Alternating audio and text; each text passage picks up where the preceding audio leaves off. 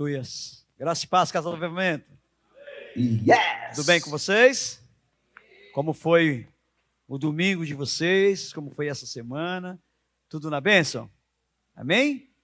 Vocês estão prontos?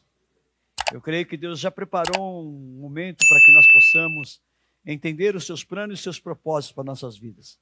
Eu estava ali e o Senhor falou algo muito no meu coração, eu corri buscar uma caneta para anotar e o Senhor falava assim muito claro comigo, que um chamado, ou seja, o seu chamado, você tem que responder a ele. Você tem um chamado e você precisa responder urgentemente a esse chamado.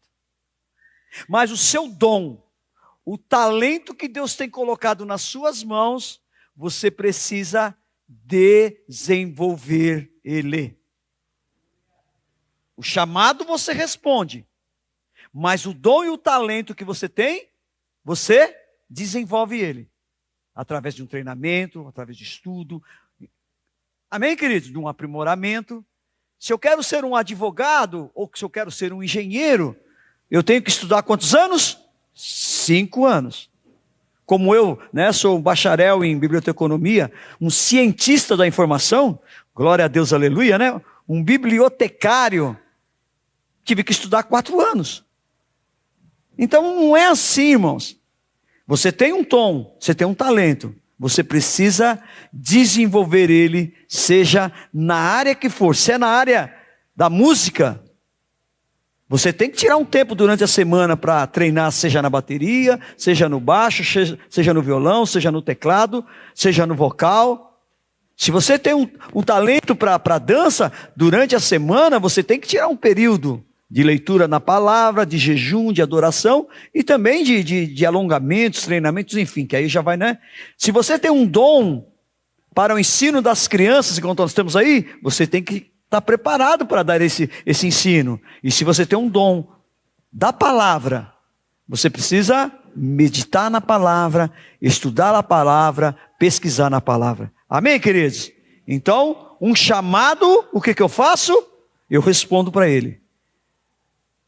Isaías, quando o Senhor falou, a quem enviarei? Ele não olhou nem para a direita, nem para a esquerda, não olhou, envia aquele outro, não. Ele falou, envia-me a mim. Então você tem um chamado, para de mandar Deus chamar os outros, é para você. Porque você, e aí eu preciso alertar uma outra coisa, aquilo que Deus tem te chamado, Ele vai te cobrar depois. Ele vai falar para você, olha, eu chamei você para ser um missionário. Mas você insistiu em ser um ministro de louvor. Você ganhou muitas vidas ministrando ao Senhor? Ganhou. Mas o chamado específico que eu tinha para a sua vida como missionário, você ganharia uma nação. E você se resumiu a uma cidade. Então nós precisamos responder ao nosso chamado. Amém, queridos? O Espírito Santo falou comigo ali, eu anotei, eu não sei, talvez, com certeza é para alguém que aqui está, ou para alguém que está nos ouvindo, ou vai ouvir posteriormente. Mas Deus tem algo muito específico para a sua vida, e você precisa responder e se desenvolver nele. Amém? Estenda as mãos para cá, vamos orar, orem por mim. Deus, eu quero ministrar, sim, Senhor, algo que o Senhor colocou no meu coração, mas antes, eu preciso que o Senhor tire tudo aquilo que é meu, de todo o meu eu, que eu diminua e que o Senhor cresça, que eu possa ser um canal livre e desimpedido para falar não o que eu quero, mas o que realmente o Senhor preparou para esta noite, para os nossos corações. Amém? E graças a Deus. Antes que eu esqueça, da outra vez eu esqueci, quem ainda não pegou um cofrinho desse, pelo amor de Deus, irmão, esse cofre é para o nosso projeto Hope Foundation, lá do Camboja, irmãos. Nós chegamos a 64 crianças, irmãos. 64 meninos e meninas que têm sido, obviamente quem sustenta a obra é o Senhor, mas nós fazemos uma parte, e nós, no final do ano, é algo muito importante para eles. É o 4º ano em seguida que a gente tem feito esse trabalho, né, de dar o cofre para as pessoas, e depois toda a renda, absolutamente toda a renda, ela é voltada para eles. Amém, queridos? Já tem pessoas que já devolveram o cofre, tem pessoas que já pegaram outro cofre, mas ainda nós temos em torno de, acho que 12 cofres lá na Cadeilhã, 12 cofres, é isso? Nós precisamos dar esses cofres, gente, irmão. Um ali, pronto. Mais um. Só falta 11. Mais um, cadê? Dou-lhe uma, dou-lhe duas. Mais ninguém, irmão. Levanta sua mão aí, irmão. Pastor, mas eu não junto moeda. Põe notinha, meu irmão. Naquela verdinha, azulzinha. De 50 que é a onça, né, irmã? Põe umas oncinhas. Tchum, tchum. Glória a Deus. Mais um, saiu mais um, irmão. Vou fazer um apelo que vai sair mais um aí. Glória a Deus, aleluia. Não é na liberdade, amém, irmãos? Eu creio que é algo que tem que gerar no seu coração, né? Que você entenda isso. É para a obra do Senhor. E nós que fazemos a obra do Senhor juntos. Amém? Amém, queridos? Abra sua Bíblia aí no Evangelho de João, no capítulo 14. O Senhor me falou algo no meu coração também, e que eu não vou conseguir falar sobre esses 3 tópicos com certeza nesta noite. Então eu devo começar a falar por um, domingo que vem eu acredito que eu consiga falar o outro, e no outro domingo eu devo terminar. Então é uma palavra que nós vamos só dar a introdução hoje, a continuação no próximo domingo e o encerramento no outro domingo. Amém, queridos? Então eu estou fazendo um convite para você, para que você não perca o início, o meio e o fim. Amém? E que você que está aqui, domingo que vem, traga pelo menos mais 3 pessoas com você, irmãos. Você está vendo essa cadeira vazia ao seu lado? Sabe que aquela pessoa que você pensou que poderia estar do seu lado aí? Convida ela. Mas pastor, eu tenho convidado e ela não vem, eu não sei o que está acontecendo. Eu sei, irmão. Eu sei. Agora você precisa saber por que ela não está vindo. Mas eu sei por que ela não vem. Se você está convidando e ela não está respondendo esse convite, ora mais. Amém? Mas vamos voltar aqui, vamos aqui. O Evangelho de João, capítulo 14, eu quero ler do versículo 4 ao 6. Que diz assim: E vós sabeis o caminho para onde eu vou. Nós vamos ler desde o 1, né? Para a gente entender o contexto todinho. Evangelho de João, capítulo 14, versículo 1. Não se turbe o vosso coração, crede em Deus, crede também em mim. Na casa de meu pai há muitas moradas. Se assim não fora, eu vou-lo teria dito, pois vou preparar-vos lugar. E quando eu for e vos preparar lugar, voltarei e vos receberei para mim mesmo, para que, onde eu estou, estejai vós também. Eu li a ler do 4 em diante, agora presta atenção agora. E vós sabeis o caminho para onde eu vou.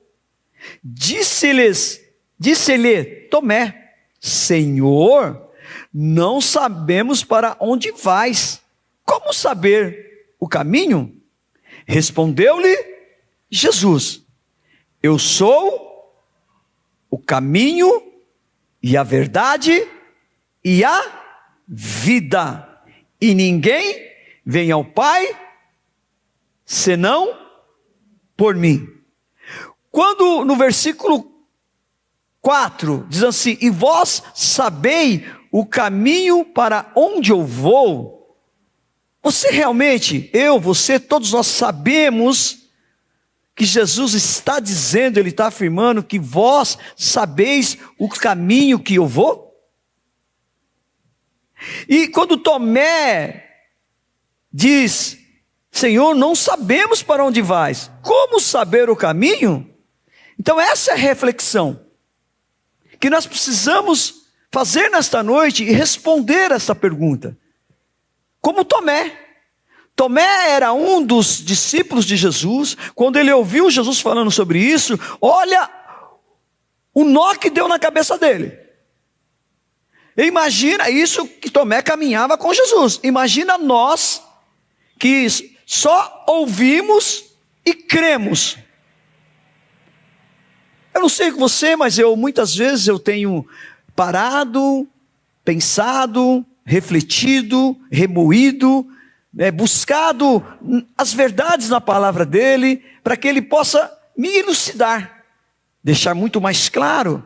E é isso que nesta noite eu gostaria que todos nós juntos pudéssemos entender, quando Jesus diz: eu sou o caminho, eu sou a verdade e eu sou a vida.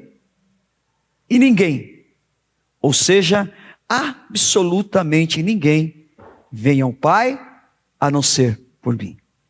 Aqui, Jesus não só ele responde, mas ele também acrescenta mais duas coisas, dizendo que ele era o caminho, mas além do caminho, ele é a verdade.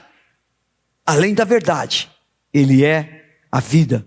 Então eu começo nesta noite falando sobre o caminho e apontando a caminhada que Jesus teve aqui na terra. E aí sim, se aprover ao Senhor, no próximo domingo nós vamos estar falando sobre a verdade, o que é a verdade. E muitas vezes a verdade dói, mas a verdade precisa ser falada, a verdade precisa ser vivida. Amém? Para quê? Para que o caminho, a verdade nos traz um resultado, que é a vida, e não é qualquer vida. É uma vida eterna. Amém, irmãos? Amém? Amém, irmãos? Amém. Glória a Deus, aleluia! Então vamos lá, caminho. Caminho é um substantivo masculino que significa direção que se toma quando se pretende chegar a algum lugar. Caminho significa direção que se toma quando se pretende chegar a algum lugar. Caminho é o meio de alcançar um resultado. O caminho, ele é uma direção. Caminho é um espaço a percorrer de um lugar para outro. Claro que é caminho? Claro? Amém? Então nós vamos ver o caminho que Jesus fez. Jesus começa a sua primeira caminhada do céu para a terra. Isso está no Evangelho de João, capítulo 1, do versículo 1 ao 14. O verbo se fez carne, amém? Depois vocês leem em casa, amém, irmãos? Então a caminhada de Jesus começa do céu para a terra. O Evangelho de João, capítulo 3, versículo 16, fala que Deus amou o mundo de tal maneira que, o que ele fez? Ele enviou o seu Filho. Amém, queridos? Então, esse é o caminho inicial de Jesus. Da onde que ele vem? Ele vem do céu para a terra. E da terra, ele vai para onde? Para o inferno. Para o Sheol, para o Hades, para as regiões inferiores da terra. Lucas capítulo 16, dos versículos 19 ao 31, nós vamos ver a parábola do rico e do mendigo Lázaro. E olha que interessante que fala exatamente no versículo 23. No inferno, estando em tormentos, levantou os olhos e viu ao longe a Abraão e Lázaro no seu seio. Em Efésios, no capítulo 4, versículo 9, diz: ora, que quer dizer subiu, senão que também havia descido até as regiões inferiores da terra. Na primeira carta de Pedro, no capítulo 3, dos versículos 18 a 20, eu vou ler só o 19, no qual também foi e pregou aos espíritos em prisão. Eu preciso fazer um adendo aqui, que quando a gente fala aqui, quando eu dei essa caminhada inicial de Jesus, do céu para a terra, da terra para o inferno, há uma controvérsia em relação sobre Jesus realmente esteve no inferno. Jesus, o evangeliquez fala que Jesus desceu ao inferno e tomou as chaves, né? É uma controvérsia, há uma discussão, há um debate teológico quanto ao fato realmente de Jesus ter descido ao inferno. Mas só para esclarecer, né, essas 3 passagens levam a uma interpretação e não uma afirmação. Amém, queridos? Para que vocês não saiam daqui e aí depois falam, o meu pastor está sendo gravado, falou que Jesus foi no inferno. Amém, queridos? Então há uma controvérsia em relação a isso. Eu só trouxe esse fato porque eu preciso mostrar que realmente Jesus veio da terra, morreu, né? Nesses 3 dias em que ele morreu, que há esse fato dele ter descido ao inferno, e ao 3º dia ele ressuscitou. Então nós vemos que o caminho dele começa no céu, passa pela terra, da terra para o inferno, e do inferno novamente ele ressuscita ao 3º dia, e fica mais 40 dias novamente na terra. A primeira carta a Coríntios, capítulo 15, no versículo 16 diz: depois foi visto por mais de 500 irmãos de uma só vez, dos quais a maioria sobrevive até agora, porém alguns já dormem. Então, onde começa a caminhada de Jesus? Do céu para a terra. E qual é o final da caminhada de Jesus? É novamente da terra para o céu. Atos capítulo 2, versículo 33 diz: exaltado, pois, à destra, ou seja, à direita de Deus, tendo recebido do Pai a promessa do Espírito Santo, derramou isto que vedes e ouvis. Aonde que Jesus Cristo está hoje? Jesus Cristo está hoje à destra, ou seja, à direita do Deus Pai. Então Jesus veio do céu e para o céu ele voltou. Amém, queridos? Mas pastor, peraí, então, nesse interregno, ou seja, nesse tempo que ele desceu do céu e ficou na terra, qual foi a sua caminhada? Ou melhor, qual foi o caminho que ele percorreu pela terra? Vamos lá? Vamos começar primeiro pelo seu nascimento. Jesus Cristo, ele nasceu em Belém. Mateus capítulo 2, versículo 1. Vamos acompanhar isso? Vamos? Mateus capítulo 2, os versículos 1 ao 6. Olha que interessante. Mateus capítulo 2, versículo 1 ao 6. Tendo Jesus nascido em Belém da Judéia, em dias do rei Herodes, eis que vieram os magos do Oriente a Jerusalém, e perguntavam: onde está o recém-nascido rei dos judeus? Porque vimos a sua estrela no Oriente e viemos para adorá-lo. Tendo ouvido isso, alarmou-se o rei Herodes e com ele toda Jerusalém. Então, convocando todos os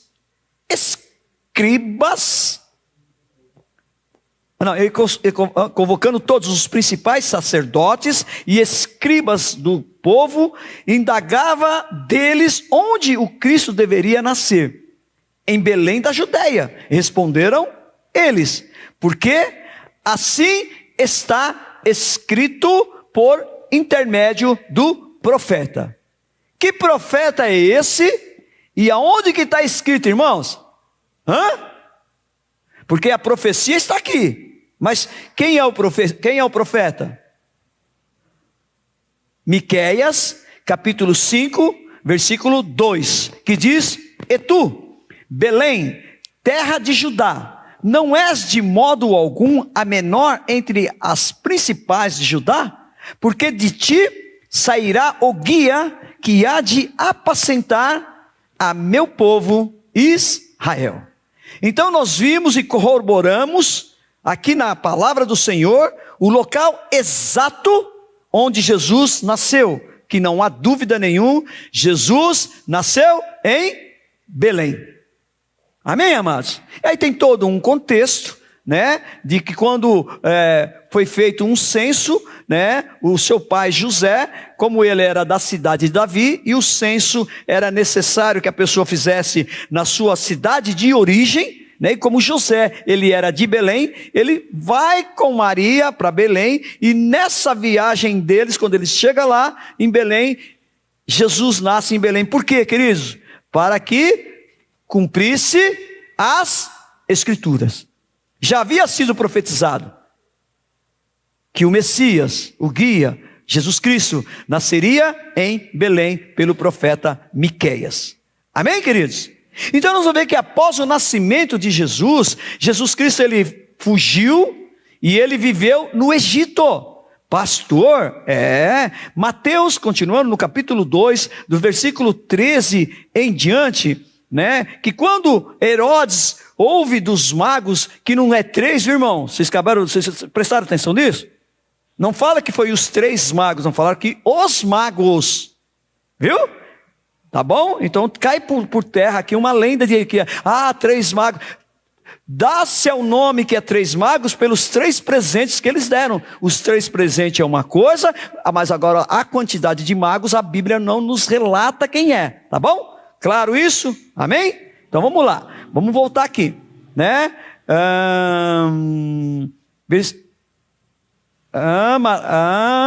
Capítulo 2, versículo 13. Assim, com essa visita dos magos, querendo visitar o Jesus que tinha nascido, gerou, né, uma preocupação muito grande do rei Herodes em saber que um novo rei tinha nascido. E ele ficou literalmente endiabrado. E deu uma ordem, né, porque ele falou assim para os magos, vai nascer, legal. Então vocês vão lá, visita eles, depois na volta vocês passam aqui e me avisam onde que é o lugar, que eu quero ir lá também adorar a ele. Ele queria o que fazer com Jesus? Tanto é que quando ele se vê enganado, depois vocês leiam aqui, quando ele se vê enganado pelos magos, ele baixa um decreto para matar todas as crianças de 2 anos para baixo, que foi o tempo em que mensurou-se a visita dos magos. Amém, queridos? Então é dentro desse contexto, dessa sentença de morte que Jesus nasce. E se você ler o livro de Êxodo, você vai ver que um outro personagem, a qual ele está tipificando, ele está simbolizando Jesus lá no futuro, Moisés, que nasce também, debaixo do quê? De uma sentença de morte. Faraó diz que todas as crianças, meninos, tinham que ser mortos. Olha que interessante. Então não é diferente com Herodes. Herodes, quando ele viu que estava enganado, ele mandou matar todas as crianças. E olha o que acontece, olha que interessante. Aí aqui, a fuga para o Egito. 2,13. Tendo eles partidos, eis que apareceu um anjo do Senhor a José em sonho e disse: dispõe-te, toma o menino e sua mãe, foge para o Egito e permanece lá até que eu te avise, porque Herodes há de procurar o menino para o matar. Dispondo-se, ele tomou de noite o menino e sua mãe e partiu para o Egito, e lá ficou até a morte de Herodes, para que se cumprisse o que fora dito pelo Senhor por intermédio do profeta. Qual é o profeta, meu irmão? Não, o outro foi Miqueias, aqui já é um outro profeta. Oséias, capítulo 11, versículo 1, que dizem: quando Israel era menino, eu o amei, e do Egito chamei o meu filho. Olha só o nascimento de Jesus, o cumprimento das Escrituras, que lá no Velho Testamento apontava a vinda dele. Amém, queridos? E olha como Deus avisa o seu pai José. Querido, temos que estar conectado com o trono. Foi em sonho que ele avisou. É em sonho que ele cuidou. Quando Deus tem um plano na minha vida, na sua vida, que ele tem, amém, irmãos? Amém. Tudo que vai acontecer, ele te avisa. Agora, você está atento ouvindo a voz dele? Você precisa estar conectado. Conectado. Amém?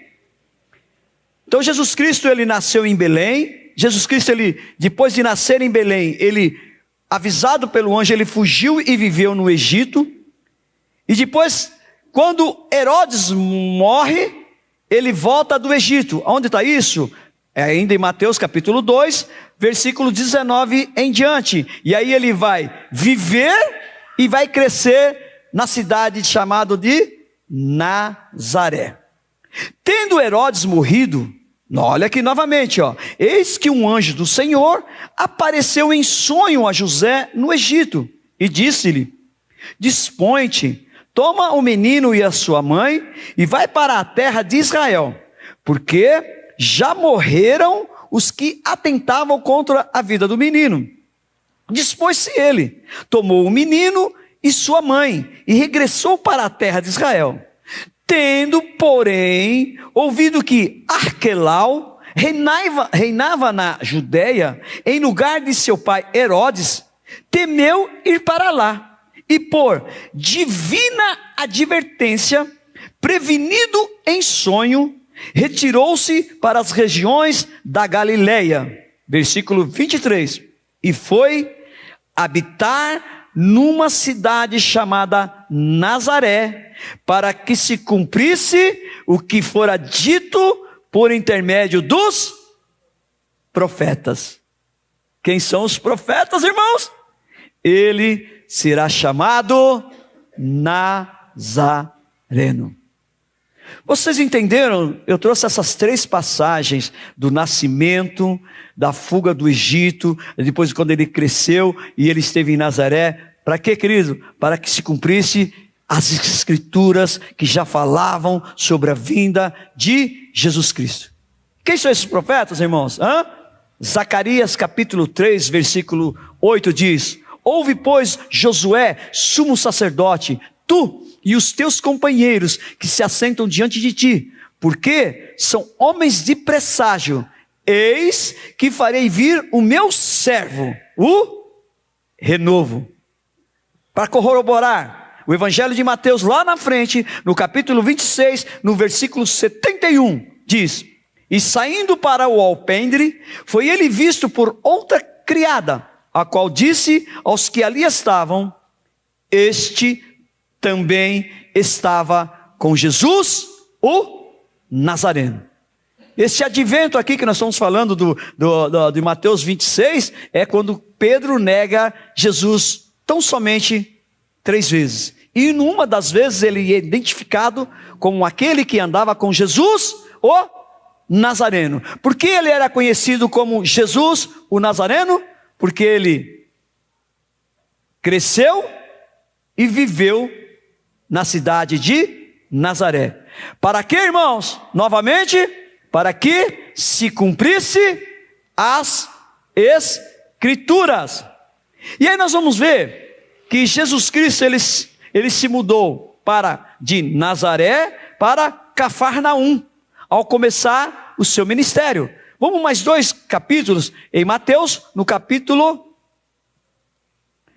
4, dos versículos 12 a 17.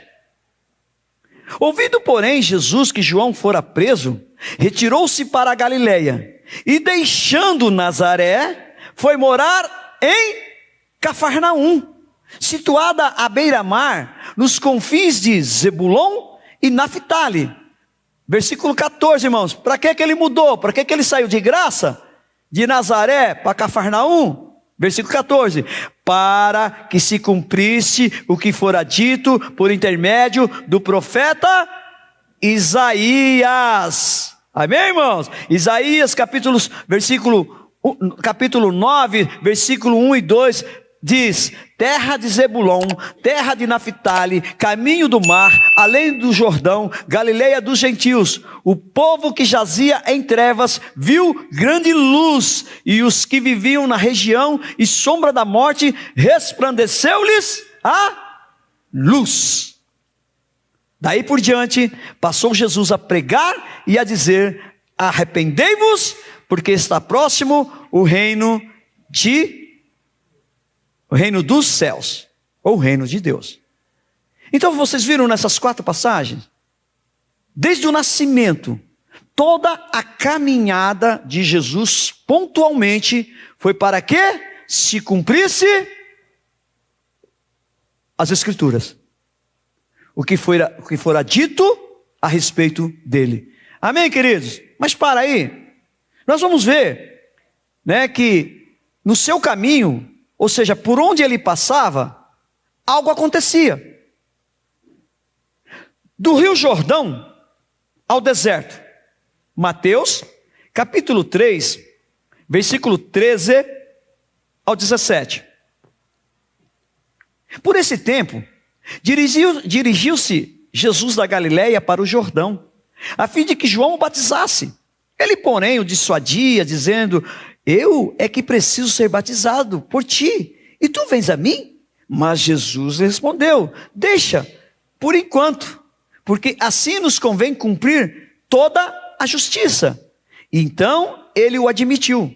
Batizado Jesus, saiu logo da água, e eis que se lhe abriram os céus, e viu o Espírito de Deus descendo como pomba, vindo sobre ele, e eis uma voz do céu que dizia: este é o meu Filho amado, em que me comprazo. Vocês notaram que aqui Jesus está falando que era necessário que se cumprisse toda a justiça. Aqui não está dizendo que vai ter que se cumprir as Escrituras. Então nós já vemos Jesus aqui vindo para o âmbito do costume, da cultura judaica. E ele, como um bom judeu, era necessário que se cumprisse a justiça na vida dele, para que não ficasse nenhuma legalidade, nenhuma falha. Amém? Quanto a essa parte, irmãos? Então Jesus, ele foi batizado. E em seguida, né, Mateus capítulo 4, nós vamos ver que ele vai, né, do Rio Jordão ao deserto. Então ele é levado ao deserto. A seguir, foi Jesus levado pelo Espírito ao deserto, para ser tentado pelo diabo. E depois de jejuar 40 dias e 40 noites, teve fome. Então, o tentador, aproximando-lhe, disse: se és filho de Deus, manda que estas pedras se transformem em pães. Jesus, porém, respondeu: está escrito. Aonde, irmão? Isso aí vocês vão ler em casa. Eu não vou dar dica não, tá aqui, mas não vou dar não, tá bom? Porque está escrito que Jesus respondeu na palavra: não só de pão viverá o homem, mas de toda a palavra que procede da boca de Deus. Então o diabo o levou à cidade santa, colocou-o sobre o pináculo do templo e lhes disse: se és filho de Deus, atira-te abaixo, porque está escrito. Prestou atenção aqui? O diabo fala com Jesus e Jesus responde na palavra. Na próxima vez que o diabo fala com Jesus, o diabo fala com Jesus aonde? Pela palavra. Preste atenção nisso, irmãos. Está escrito, ele está dizendo aqui, ó: aos seus anjos ordenará a seu respeito que te guardem, e eles te susterão nas suas mãos para não tropeçares em alguma pedra. Onde está escrito aqui, irmão? Porque Jesus respondeu-lhe, ó, versículo 7. Respondeu-lhe Jesus: também está escrito. Vocês sabem? Depois lição de casa. Vocês pegam o capítulo 4 e vamos ver onde está escrito, tá bom? Amém, irmãos? Não tentarás o Senhor teu Deus. Levou ainda o diabo a um monte muito alto, mostrou-lhes todos os reinos do mundo e a glória deles, e lhe disse: tudo isso te darei se prostrados me adorares. Então Jesus lhe ordenou: retira-te, Satanás, porque está escrito. Novamente, vocês querem saber? Leiam a Bíblia. Amém? Amém? Ao Senhor teu Deus adorarás e só a Ele darás culto. Com isso, o diabo o deixou, e eis que vieram anjos e o serviram. Então nós vemos aqui que Jesus, né, aqui Em seguida, nós vamos passar para um outro tópico, que nós vamos ver que ele sai do deserto para o início do seu ministério. Mas para Jesus começar o seu ministério, olha a etapa que ele passa. Ele passa pelo batismo nas águas, pela confirmação do céu. Uma voz do céu disse: este é o meu filho em quem me comprazo, ou seja, aquele que eu tenho prazer. E após ele ser batizado, ter a sua identidade confirmada pelo Abba Pai, ele é levado pelo Espírito para o deserto, e onde ele passa ali 40 dias e 40 noites. Imagina, queridos, o que Jesus passou para preparar o seu início de ministério. Então, de repente, você está num deserto, irmão. Se você não tiver, irmão, amém? Você precisa passar.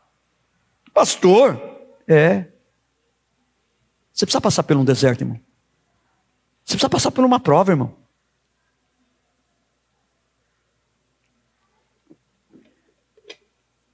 Talvez é isso, e é por isso que você está tão acomodado na sua vida espiritual. Você não lê mais Bíblia, você não mais jejua, você não adora, você não dizima, você não visita ninguém, você não dá uma palavra, você não. Você acha que você estando aqui no domingo, você está ótimo, você já cumpriu a sua obrigação. Você não tem obrigação, não. Você não é obrigado. Nós não somos obrigados a nada. Paulo fala que tudo me é lícito, que tudo me é permitido, mas nem tudo me convém. E ele volta a falar isso novamente. Tudo me é lícito, mas nem tudo me edifica. Nem todas essas coisas eu me deixo dominar. Ele fala 2 vezes isso no capítulo 5, se não me engano, em 1 Coríntios, depois no capítulo 10 novamente. Você é livre, irmãos. Você não tem a obrigação de estar aqui. Por que você está aqui? Por que eu estou aqui? Porque eu tenho prazer em estar na casa do Senhor, amém? O Salmo 122 diz: alegrei-me quando disseram, vamos à casa do Senhor. E algum leva um pouco mais, né? Vamos à casa do pastor. Glória a Deus, aleluia. Bora, amém, querido? Vamos lá para casa, eu vou levar uma picanha, amém, irmãos? O que você vai levar? O quê? Então, o que mais? Linguiça, o que mais? O que mais, gente? Tá ficando bom, hein? Mas, irmão, antes que vocês falem, sabe, irmão? Cada um vai comer o que vai levar.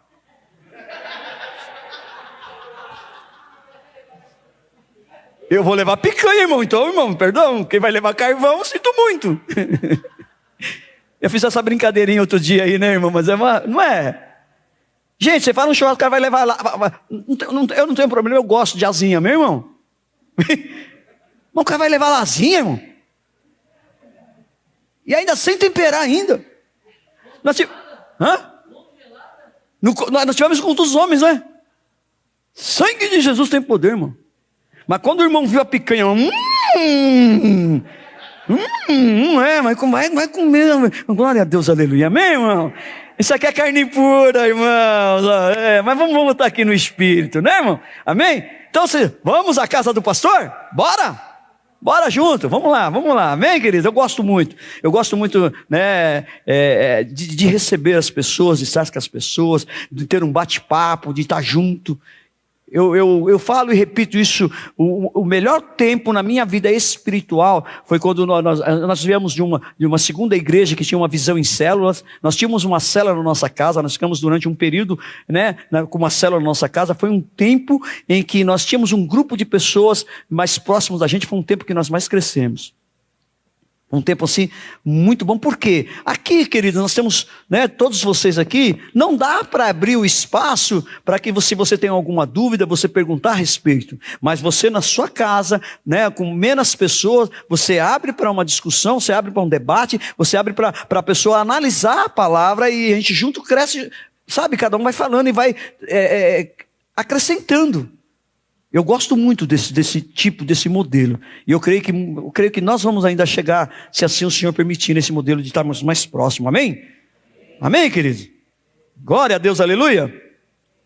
Então, Chacarabalaia, sim, no deserto, aí sim, do deserto ele vai dar o início no seu ministério. Olha, vamos para o Evangelho de João, vou sair um pouco de Mateus, porque eu gosto de tudo, eu sempre falei para vocês, mas o Evangelho de João, gente, é algo muito intimista. Eu penso, João, você é uma bênção, João é uma bênção, gente. Mateus também, amém, queridos? Judas também, amém? Tomé, Natanael, né? Os filhos do trovão, todos eles são uma bênção. Pedro, Filipe, né? Todos os discípulos de Jesus, amém, queridos? Sem exceção, os 12, são tudo bênção. Mas olha, o João é algo assim muito intimista. Olha que ele fala do início, ele registra o início do ministério de Jesus aonde, querido? João capítulo 2, do versículo 1 ao 12.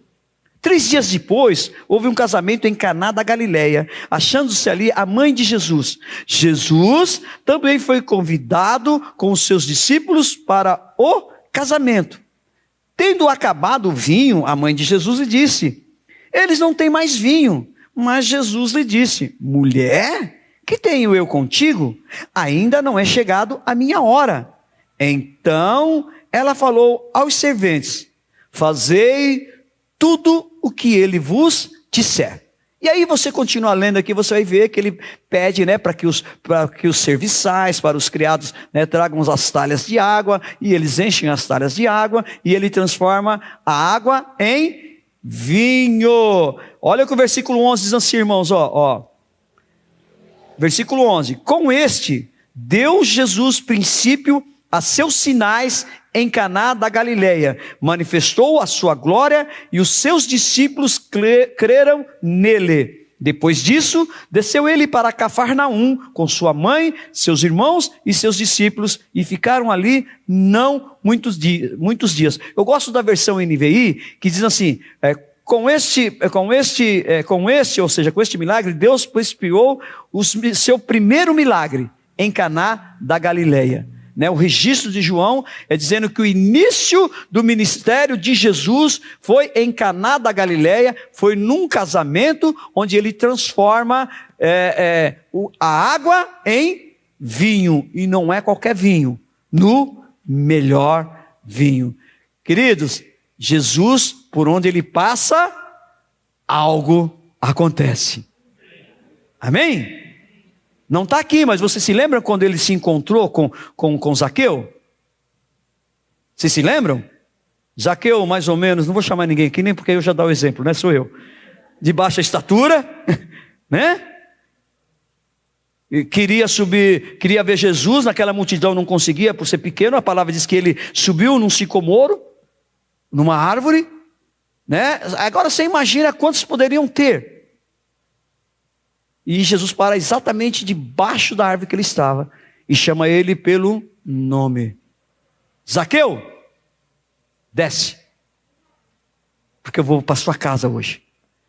E você lê toda essa passagem, Jesus só fala para ele: ei, desce, bora para sua casa, nós vamos lá, opa, vamos fazer festa. O que vocês vão levar?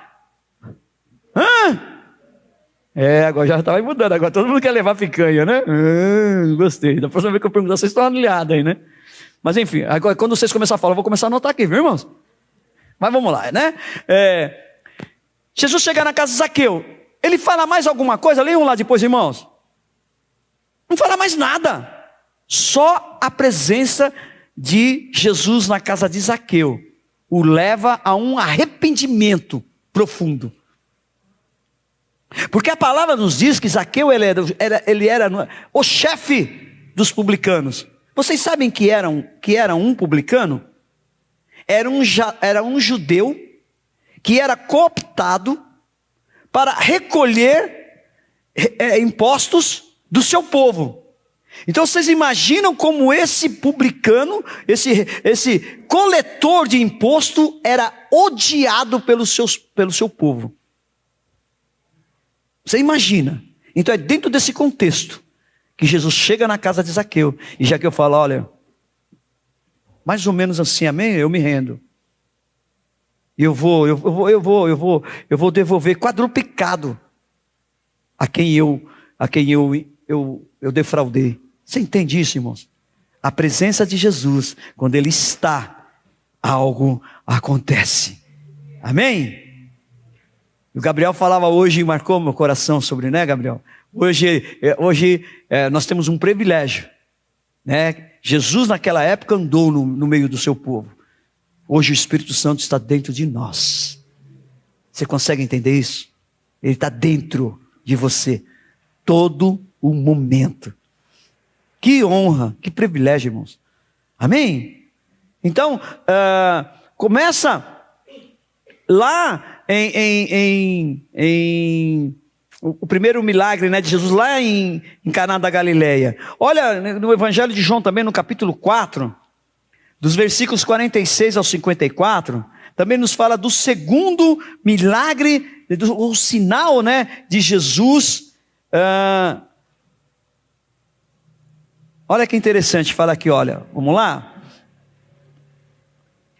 46. Dirigiu-se de novo a Caná da Galileia, onde da água fizera vinho. Ora, havia um oficial do rei, cujo filho estava doente em Cafarnaum. Tendo ouvido dizer que Jesus viera da Judeia para a Galileia, por ter com ele e lhe rogou que descesse para curar seu filho, que estava à morte. Então Jesus lhe disse: se porventura não virdes sinais e prodígios, de modo nenhum crereis? Rogou-lhe o oficial: Senhor, desce antes que meu filho morra.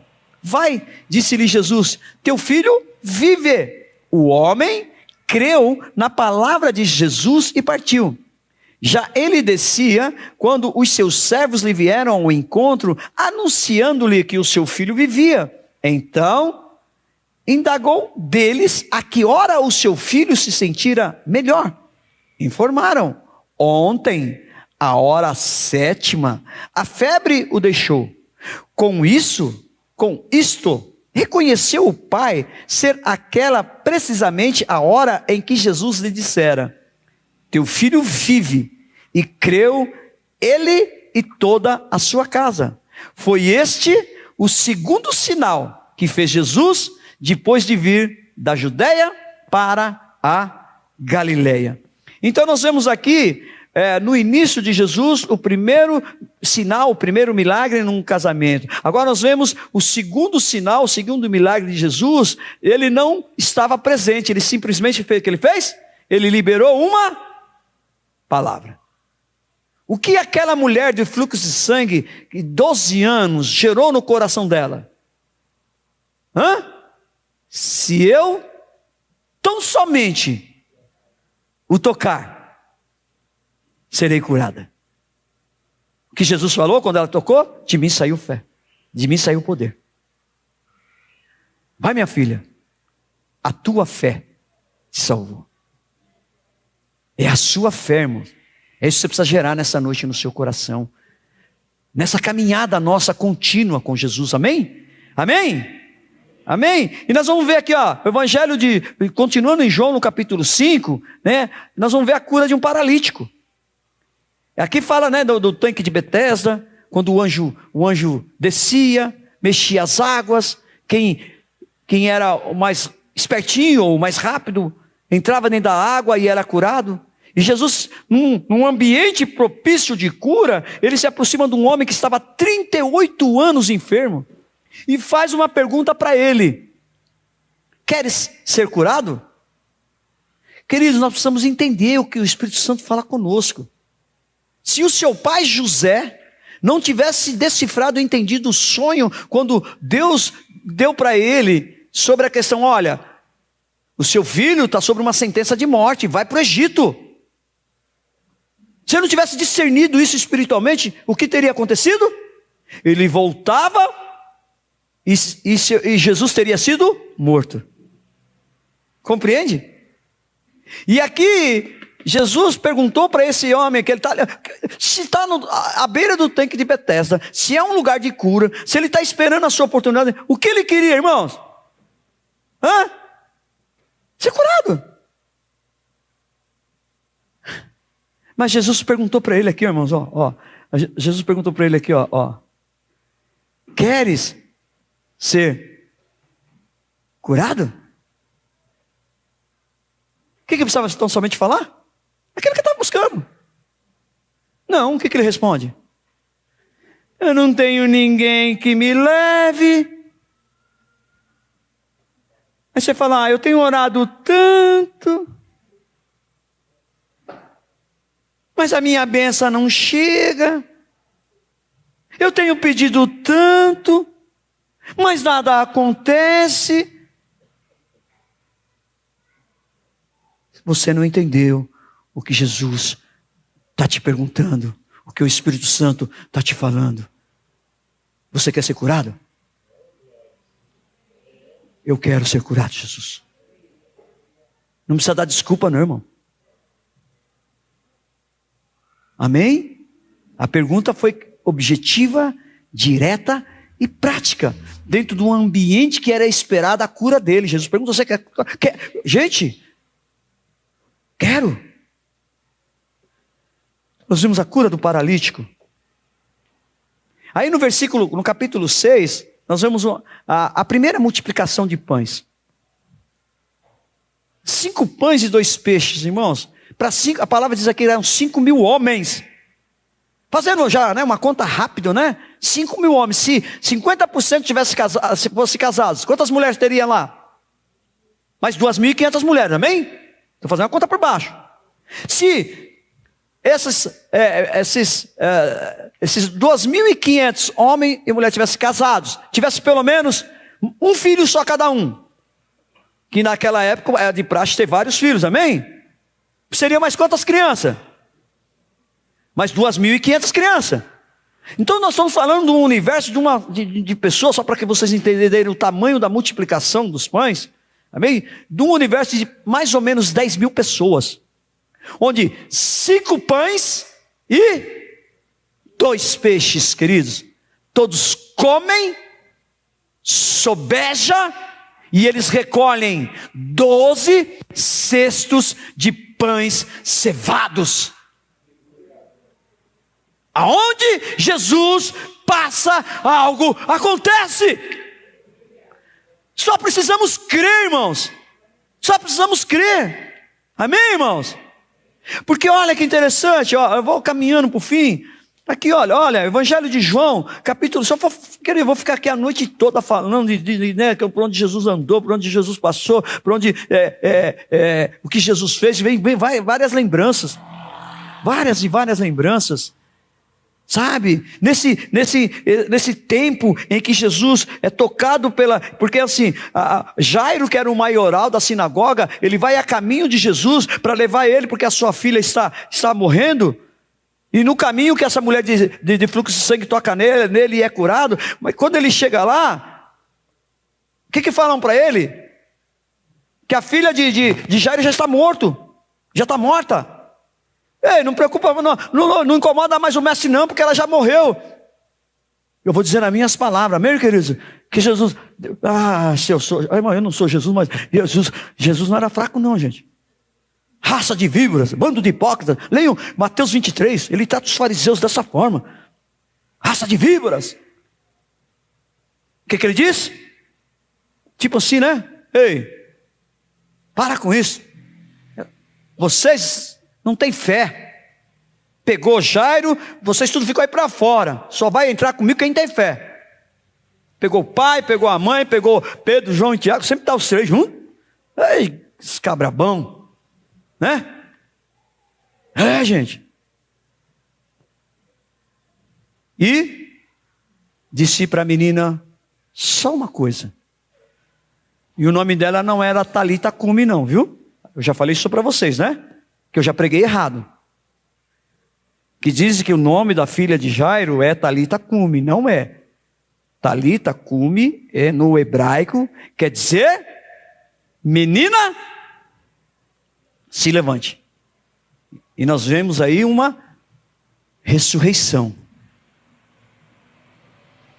Por onde Jesus passa, algo acontece, amém, irmãos?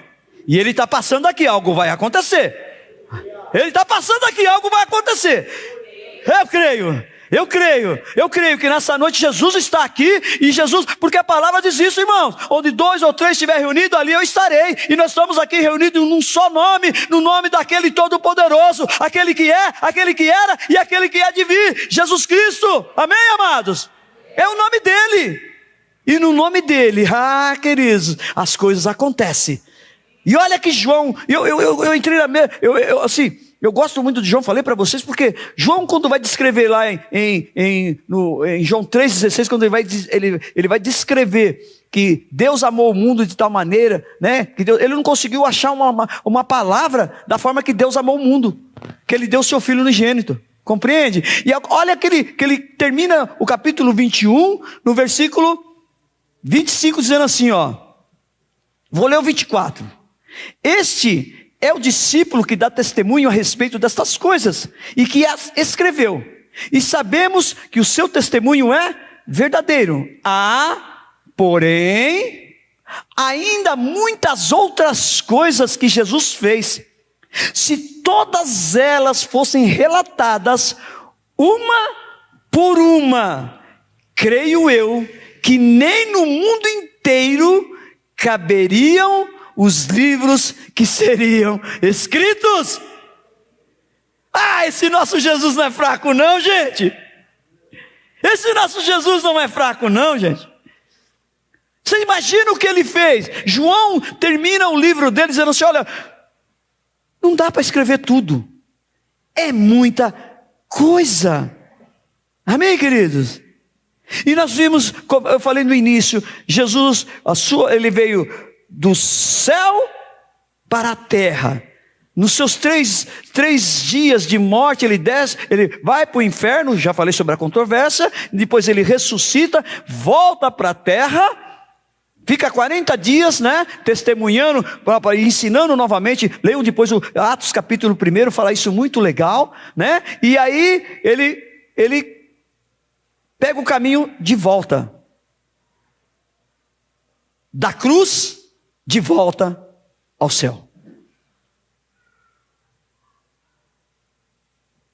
Da cruz, ele volta para o céu. No Evangelho de Lucas, no capítulo 22, vamos encerrar juntos? Vamos? O Evangelho de Lucas, do capítulo 22, versículo 1 ao 6, diz assim: estava próxima a festa dos pães asmos, chamado Páscoa. Preocupavam-se os principais sacerdotes e os escribas em como tirar a vida a Jesus, porque temiam o povo. Ou seja, o que os escribas e os principais sacerdotes queriam fazer com Jesus? Matar.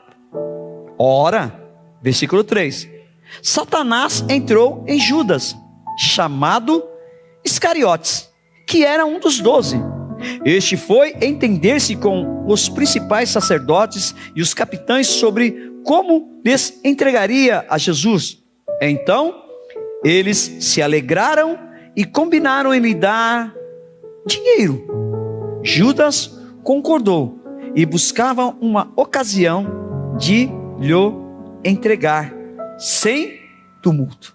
Então Jesus, ele é traído. Então Judas Iscariotes, aqui não fala que é só por dinheiro, mas em Lucas, em Mateus fala que é sobre que ele traiu Jesus por 30 moedas de prata.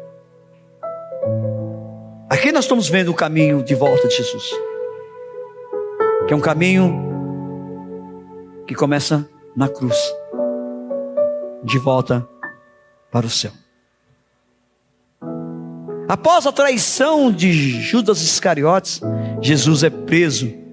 Isso é narrado aqui no mesmo capítulo 22, a partir do versículo 47 ao 53. Falava ele ainda: quando chegou uma multidão e um dos 12, Jesus, chamado Judas, que vinha à frente deles, aproximou-se de Jesus para o beijar. Jesus, porém, lhe disse: Judas, com um beijo traz o filho do homem?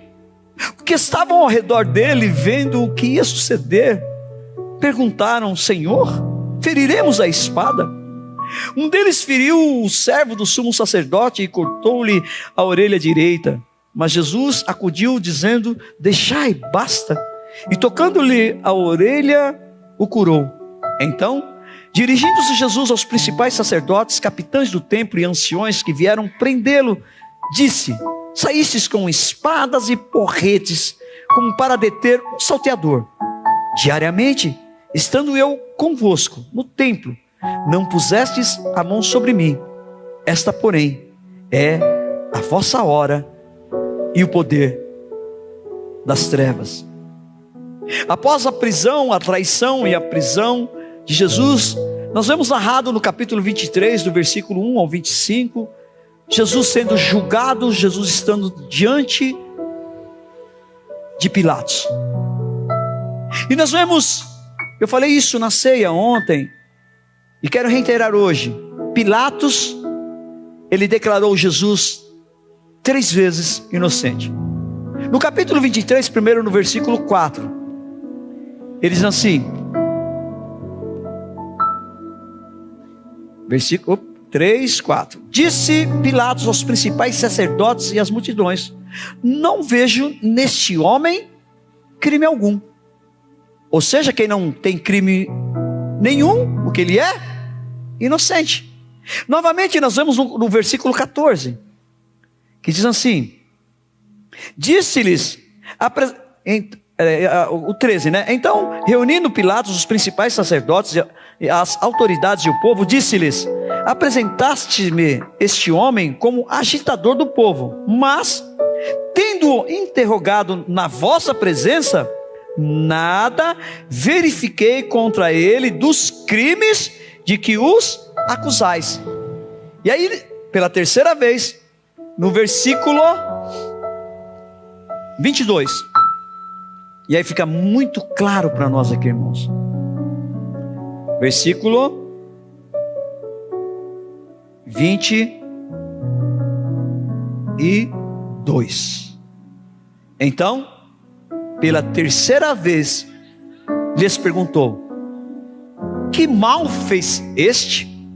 De fato, nada achei contra ele para condená-lo à morte. Portanto, depois de o castigar, soltá-lo-ei. 3 vezes Pilatos testificou e testemunhou que Jesus Cristo ele era inocente. Mas aí não vou entrar na questão da covardia, né, de Pilatos, de literalmente lavar as suas mãos, que infelizmente algumas de nós preferimos lavar as nossas mãos, né, e não assumir, né, aquilo que nós fazemos. Lavar as mãos é mais fácil, né? Cumprir o costume da época que era, e na época de festa, nós estamos dizendo que era, aqui está dizendo que é a época da Páscoa, era costume judaico de que você poderia trocar um condenado à morte por qualquer uma outra pessoa. E aí nós vemos aquele mesmo povo, e quando Jesus entrou em Jerusalém, montado num jumentinho, gritavam ensandecidos, louvando o Rei dos Judeus. Mas essa mesma multidão também gritavam, enraivecidos, com muita raiva, com muito ódio: crucifica-o, crucifica-o, crucifica-o. E na escolha entre Cristo e Barrabás, eles não tiveram dúvida. E muitas vezes, infelizmente, irmãos, eu vou dizer por mim, eu preferi escolher Barrabás, porque naquele momento da minha vida, Cristo significava uma renúncia muito grande daquilo que eu vivia. É mais fácil você crucificá-lo do que salvá-lo.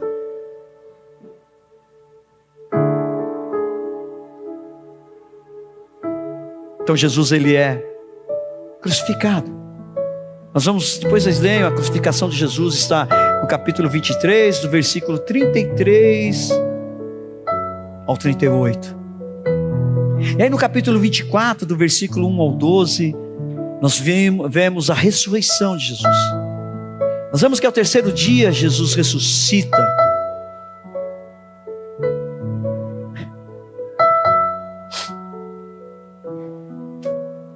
E finalmente, no capítulo 24, do versículo 50 ao 53, nós vemos Jesus voltando para o lugar de onde ele veio, que é a sua origem. Então, os levou para Betânia, e erguendo as mãos, o abençoou. Versículo 51. Aconteceu que, enquanto os abençoava, ia se retirando dele, sendo elevado para o céu. Então, eles, adorando-o, voltaram para Jerusalém, tomados de grande júbilo. Estavam sempre no templo, louvando a Deus. De onde Jesus veio, na sua caminhada, onde ele começou, ele terminou a sua caminhada. Ele veio do céu, e no céu ele está à direita do Pai, à destra do Pai, sendo o nosso advogado, nos defendendo o tempo todo. O Apocalipse fala sobre isso, irmãos. Do nosso acusador, que está dia e noite diante do Senhor, nos acusando. Sabe, queridos, eu e você precisamos aprender a caminhar pelo caminho de Jesus. Nós precisamos aprender e praticar esse caminhar todos os dias com Jesus. Porque em Isaías capítulo 30, versículo 21 diz assim, ó: quando te desceres para a direita e quando te desviares para a esquerda, os teus ouvidos ouvirão atrás de ti uma palavra dizendo: este é o caminho, andai por ele. Então, meu irmão, quando você estiver fraco, quando você quiser pegar um atalho pela direita ou pela esquerda, você vai ouvir uma voz atrás de você dizendo: este é o caminho. Eu gosto da versão da NVI que diz: este é o caminho, siga-o. Quem é o caminho? Nós lemos João capítulo 14, versículo 4, Jesus dizendo: eu sou o caminho. Então, querido, no seu momento de fraqueza, no seu momento de dor, no seu momento de angústia, você quiser desviar para a esquerda, quiser desviar para a direita, você vai ouvir uma voz dizendo a você: este é o caminho, siga-o. E o caminho, Jesus, não é um qualquer caminho, porque Isaías, no seu capítulo 35, versículo 8, ele diz, e ali ele está indicando: e ali haverá um bom caminho, caminho que se chamará o caminho santo. O imundo não passará por ele, pois será somente para o seu povo. Quem quer que por ele caminho não errará, nem mesmo o louco. Tem um caminho, tem um caminho, tem um caminho, e nós precisamos caminhar constantemente e continuamente neste caminho. Amém? É isso que nós vamos fazer essa semana. E se vocês realmente trilharem esse caminho, na semana que vem nós chegamos num outro momento. Esse caminho vai nos levar ao segundo ponto que ele nos mostrou, que ele fala: não é, eu sou o caminho. Só o caminho? Ele também é a verdade. E aí, quando nós entendermos quem é essa verdade, nós vamos ver o resultado que nos aguarda, que nos espera. Amém, meus irmãos? Amém? E se nós seguirmos esse caminho, irmãos, não tem o que dar errado. Não tem o que dar errado. Amém? Tem alguém que ainda não conhece esse caminho, que é Jesus Cristo, que está dizendo que este caminho, ninguém vem ao Pai a não ser por Ele. que Ele é o caminho, eu queria convidar você para conhecer esse caminho nesta noite. Ou seja, entregar a sua vida para Jesus nesta noite. Tem alguém que gostaria de dizer sim, eu quero? Tem uma cena com a sua mão, quero orar por você. Tem alguém? Alguém que não fez isso ainda nessa noite quer? Eu quero conhecer o caminho. Esse caminho vai te levar à verdade. E essa verdade vai te gerar vida e vida eterna. Tem alguém que quiser dizer, eu quero entregar a minha vida para Jesus nessa noite? Tem alguém? Amém? Tem alguém que já entregou os caminhos ao Senhor e... Acontece, né, irmãos? De a gente se desiludir e sair dos caminhos do Senhor. Mas o Senhor sempre prepara alguém, um anjo dele, para nos trazer de volta para a casa dele, de volta à casa do Pai. Sabe, meus irmãos? E graças a Deus, querido, toda vez que você volta, graças a Deus, o Pai vai estar de braços abertos e Ele que vai te receber primeiro. Não vai ser o filho, não vai ser o seu irmão mais velho. Sempre vai ser o Pai. Sempre o nosso Abba Pai está de braços abertos, aguardando você retornar à casa. E você está aqui na casa dele. Quem gostaria de? Alguém gostaria de se reconciliar com Jesus nessa noite? Tem alguém? Dê um aceno com a sua mão. Ele é o caminho, Ele é a verdade, Ele é a vida. E ninguém vem ao Pai a não ser por mim. É Ele, somente Ele. Você precisa entregar-se a Ele. Você precisa se reconciliar com Ele nesta noite. Tem alguém? A grande maioria a gente conhece, né? E glória a Deus, aleluia. Mas eu sempre tenho que fazer esse desafio, esse convite, porque foi esse convite que mudou a minha vida.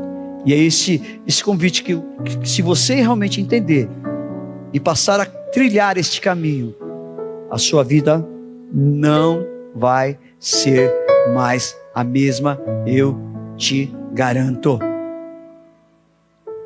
Venha. Venha.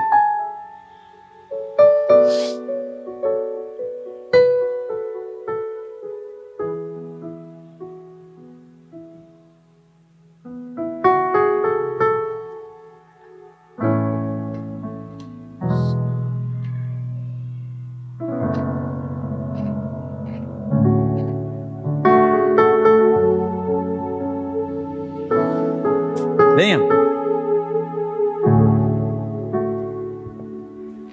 Então vem me buscar, vem me abraçar, vem me... Os caminhos de Deus são perfeitos. Nós que em nossa imperfeição teimamos em trilhar, como acabamos de ler em Isaías, à direita, à esquerda. Nós buscamos atalhos e o caminho ele é reto, porque ele tem um alvo, ele tem um objetivo.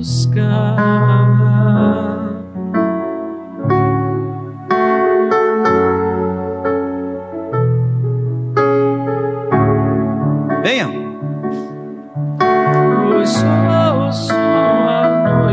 Responda não ao que eu estou falando, mas que o Espírito Santo que mora, que habita dentro de você está falando com você agora. Filha minha, filho meu, eu te escolhi no ventre da tua mãe. Eu já escrevi todos os dias da sua vida. Quando você era sequer um embrião, uma massa informe. Eu sou sua noiva, sua herança. Eu sou filho teu. Eu sou filho teu. Eu sou filho teu.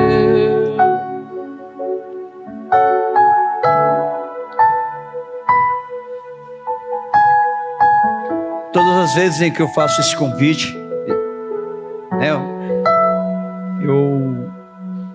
eu me reporto ao dia 26 de julho de 1992, ao dia em que eu também ouvi esse convite. E o quanto eu lutei comigo mesmo, na mesma cadeira que vocês estão sentados aí. Há exatamente 30 anos, 10 meses e 29 dias. Amanhã eu faço 30 anos e 11 meses neste caminho constante, muitas vezes com as pernas trêmulas, mas seguindo sempre em frente, porque eu sei quem está me sustentando, eu sei quem está me guardando, e eu sei quem eu estou seguindo. E a sua palavra garante que Ele não vai deixar o seu justo desamparado. Te pergunto mais uma vez, vem. Vem.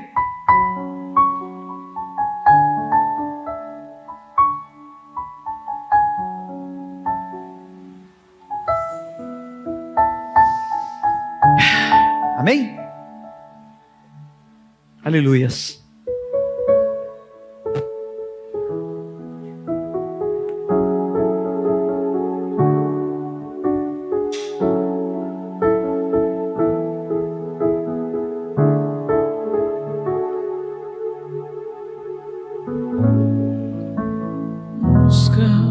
De repente,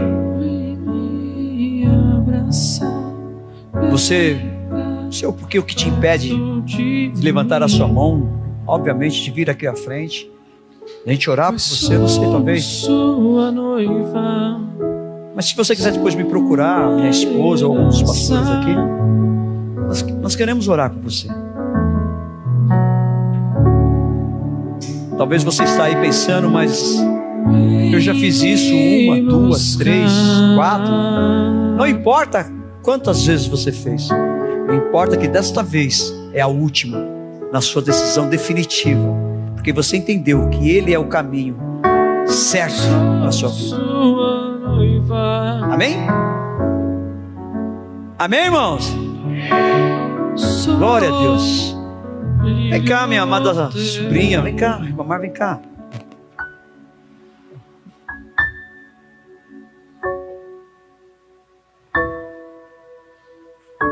Hoje eles estão fazendo 41 anos de casado. Agora Aleluia! Uhul! Glória a Deus. Vocês sabem por que eles estão 41 anos casados? Hã? Eu não sou Deus não, amém, irmão? Só tipificando aqui, tá bom? Porque no casamento deles, num certo momento, eles colocaram Deus. Esse amado aqui, quando papai e mamãe falou, né? Você lembra disso? Que tinha alguém de olho. É. Eu peguei minha turminha, né? E fomos lá no Concórdia, né? Dar uma olhadinha quem era. Eu sei que Neguinho tava lá no DJ, né? Então, agora é DJ de Jesus, né? Já era, né? Também como deu certinho agora, né? De Jesus, né? Fui lá ver quem era. Parei bem de frente assim. Eu não sei se foi, como eu falei, é scratch que faz com o disco, mas eu sei que o disco arranhou tanto, gente. Eu falei, eita. Mas enfim, né? Tá aqui, olha. 41 anos a gente tem acompanhado, né, bem de perto, né, o casamento deles, sei as lutas que eles passaram, que eles continuam passando, mas eu sei que o que Deus uniu, o homem jamais vai separar. Amém, queridos? Para testemunho do Senhor. Amém? Fica em pé, vamos orar por eles, vamos? Vem cá, meu amor, vem ajudar aqui. Você faz parte disso aí também, né? Choramos muito, né, amor? Glória a Deus, aleluia. Cadê? A Rafiota ali, ó, toda felizona lá. Essa aí é a do meio, né? É. Nasceu num tempo que, glória a Deus, aleluia, né, filha? Glória a Deus. Agora vamos aqui, dar a mão a vocês. Vamos cobrir eles de oração? Estende as mãos para cá, queridos. Senhor, nós colocamos a vida do Ribamar e da Eliane em tuas mãos. Esse casal precioso, Senhor, que tem labutado, tem batalhado, tem lutado durante esses 41 anos, Paizinho, juntos. Muitas, Pai, discussões, debates, dissensões, mas em todos os momentos, Paizinho, eles entenderam que era o Senhor que estava cuidando deles, que era o Senhor que estava com eles, mas, Senhor, que sem eles não suportariam e não aguentariam. Eu sei, Senhor, que esse é só mais um ano que se encerra, para mais 50 anos ou mais 41 anos que vem aí, onde eles viverão e experimentarão e comprovarão a sua vontade. A sua vontade sempre será e é boa, agradável e perfeita. Paizinho, o Senhor fez o homem, fez a mulher, o Senhor fez uma família, para que eles possam, sim, Deus, serem felizes para sempre. Nós, pelo poder que há em nome de Jesus, os abençoamos em nome do Pai, em nome do Filho e em nome do Espírito Santo de Deus. Amém? E graças a Deus. Aleluia. Vamos terminar juntos? Vamos? Que o Senhor te abençoe e te guarde, que o Senhor faça resplandecer o seu rosto sobre ti e tenha misericórdia de ti. Que o Senhor levante o seu rosto sobre ti e te dê paz.